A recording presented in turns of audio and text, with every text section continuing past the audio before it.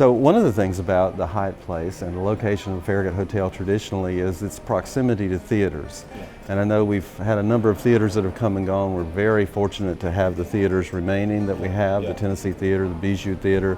So this is still kind of part of, or one end, I guess, of what's been called the theater district. Yeah. And that makes it a perfect place for people to come and stay and go see a show and spend days in the city if they want to and other things.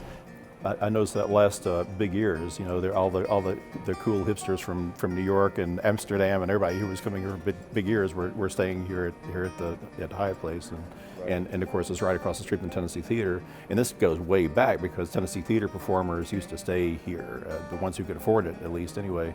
Well, I would say the histories are probably very intertwined because the two buildings have been here for a similar amount of time and long history together.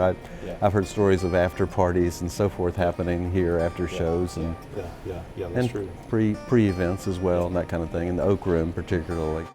The Oak Room had its own history. That's where the KSO was founded, the Knoxville Symphony Orchestra, where Bertha Walburn Clark put together her first little symphony, she called it, in the 20s. And people would come in and hear this symphony of 18 or 20 pieces play in this ballroom.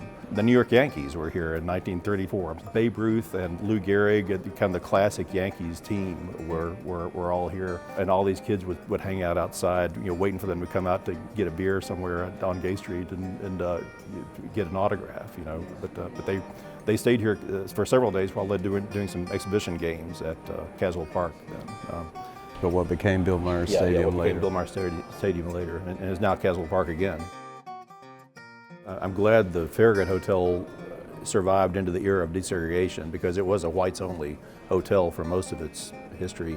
I think it was one of the first hotels in Knoxville to desegregate after 1960. But also at the same time, our friend James Brown started his radio station in the basement of this building. Oh, no, I didn't know that. WJBE. I knew the station, but didn't know it started here. Yeah, it was here for just a year or two, but before they moved to another place in East Knoxville. The hotels I like to stay in are the ones with a deep history, like this one. And I suspect if you and I knew the current hot pop people, they're probably staying here as well. They might just walk by us. They may have just walked them. by us. Yeah, I would say that's probably a real common thing now. Is that if you're going to play the Tennessee, this is an obvious place to stay if you're staying the night. Yeah.